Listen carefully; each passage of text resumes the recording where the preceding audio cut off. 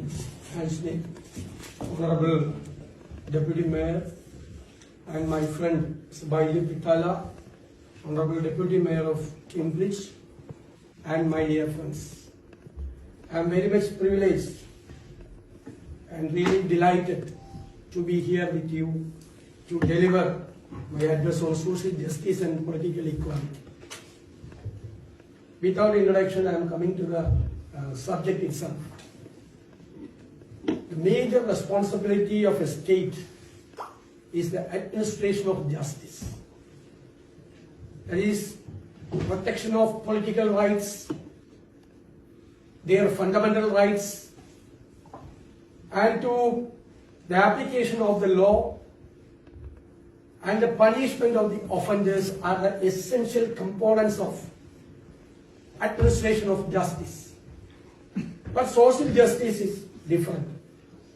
Social justice involves really the opportunity itself, at the same time the fair balance of distribution of equitable distribution of the wealth and opportunity and the privileges within the society and the rights of the individuals to be protected and recognized.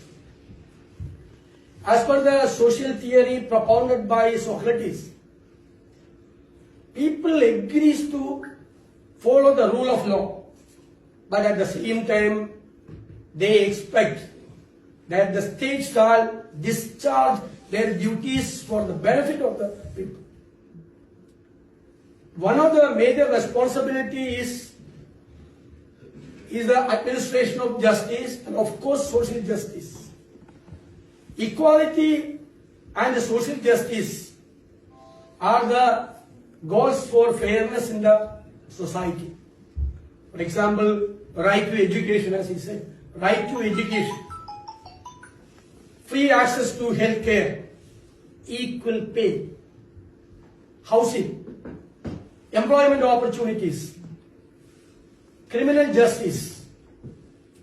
They are the major things the state shall have the responsibility to discharge their duties. The true democracy, the real democracy, democratic system is the prerequisite for a state to be able to dispense social justice. One of the major studies, recent studies, revealed that half of the nations in the world are experiencing declining of democracy in a range from the flawed elections, to curtailing the rights of expression of speech and other forms to other rights to assemble. This displays the current situation which is prevailing in many of the states regarding democracy and social justice. Despite the fact that many of the nations had tried so much to promote the social justice, but inequalities persist in the society. An interesting opinion made by the IMF, International Monetary Fund, that though the progress has been made in reducing inequality for the last 30 years, the inequality within the country have increased, particularly in advanced economies. Over the last 3 decades, more than half of the countries and nearly all advanced economies have seen an increase in the income inequality, with some countries experiencing increases in Gini coefficients of more than 2 points, when it is the unit for the measurement of the inequality, that is Gini coefficient, that is above 2% in many of the states, particularly in the advanced economy states. The COVID-19 pandemic situation has widened the distance between haves and have-nots. The interesting thing is that post-World War situation created some institutions, just like United Nations, International Monetary Fund, and the World Bank. We have to think about those institutions, what they are doing now. Here, that is why I told you that very interesting statement made by the IMF. What is the role of IMF to fill the gap between the haves and have-nots? They are spending money. They are giving loans to the third world countries with conditions, stipulated conditions.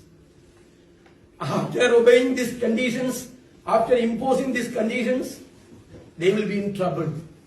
So these institutions, including the World Bank, my opinion, the World Bank and the International Monetary Fund, they are also using their instrument to increase the gap between the haves and have-nots. And what is the role of the UN? You are seeing every day, no role at all. When the war is going on, when the conflict is there, what is their role? These are the institutions created in the post-war situation. They are not doing anything.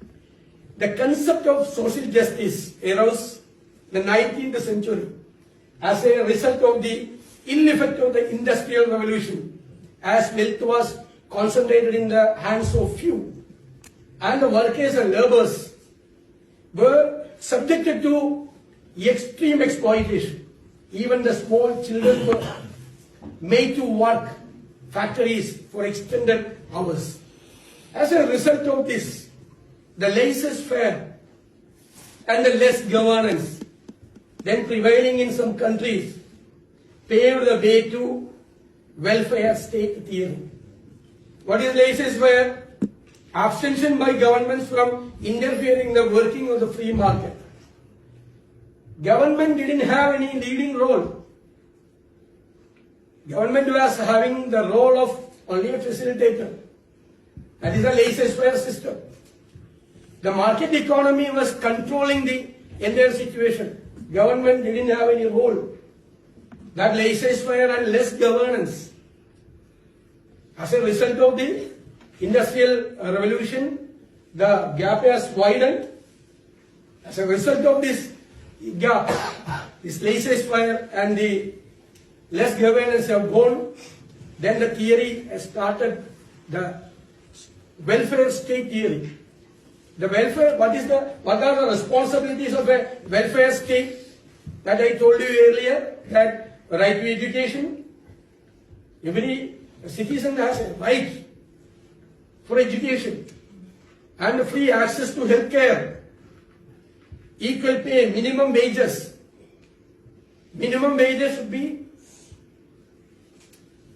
arranged through the legislations. We have made some minimum wages act at the time of Pandit Jawaharlal Nehru.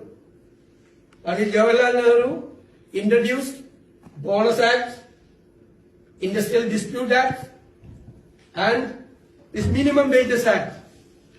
All those legislation were in favor of the laborers. Labor lenient legislations. Nowadays, what is happening in the legislatures? Legislatures are bringing legislations, the so-called labor legislations, but they are not labor lenient. They are showing the lenience to the corporates, for the influenced classes, not for the poor classes. That is what is happening across the world in almost every legislatures. Though social justice initially focused on the equitable distribution of wealth, now its horizon has expanded, include the human rights, and improving the living standard of the underprivileged classes. They have been facing this discrimination for centuries together. For example, in India,